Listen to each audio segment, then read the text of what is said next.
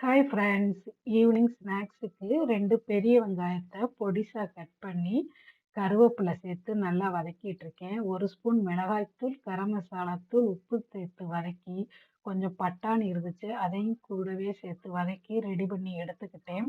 மைதா மாவு 1 ஸ்பூன் போட்டு தண்ணி ஊத்தி இந்த மாரி கலந்து வச்சுக்கலாம். இப்ப நான் என்ன செஞ்சுக்கிட்டு இருக்கேன்னு பார்த்தீங்கன்னா, சம்சா தாங்க ரெடி பண்ணிக்கிட்டு இருக்கேன்.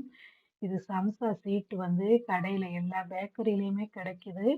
அங்க தான் நானும் வாங்கியிருந்தேன். அத சம்சா ஷேப்ல மடிச்சு, நம்ம ரெடி பண்ணி வச்சிருந்த ஃபில்லிங்கை அதுக்குள்ளேயே வச்சு, மைதா மாவ நல்லா ஓரத்துல தடவி விட்டு ஒட்டிக்கிறணும். சம்சா உள்ள இருக்கிற ஃபில்லிங் வெளியில வராதபடி நல்லா தடவி ஒட்டி எடுத்துக்கிறங்க.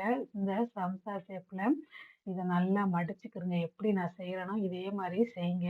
இப்ப நமக்கு எவ்வளவு சம்சா தேவையோ அந்த அளவுக்கு நம்ம ரெடி பண்ணி எடுத்துக்கலாம். என் பொண்ணு தான் எனக்கு ரெடி பண்ணிக்கிட்டு இருந்தா. நான் அதுக்குள்ள அடுப்புல எண்ணெய ரெடியா காய வச்சு எடுத்துக்கிட்டேன். சம்சா எல்லாம் மடிச்சு எடுத்ததுக்கப்புறம் எண்ணெயில போட்டு பொரிக்க வேண்டியதுதான்.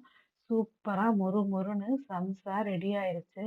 இதே நாம வெளியில வாங்கி சாப்பிடுறத விட, வீட்டிலேயே இந்த மாரி ஈவினிங் டயத்துல செஞ்சு சாப்பிடுறது கொஞ்சம் ஹெல்த்தாவே இருக்கும். பிள்ளைகளும் நல்லா விரும்பியே சாப்பிடுறாங்க.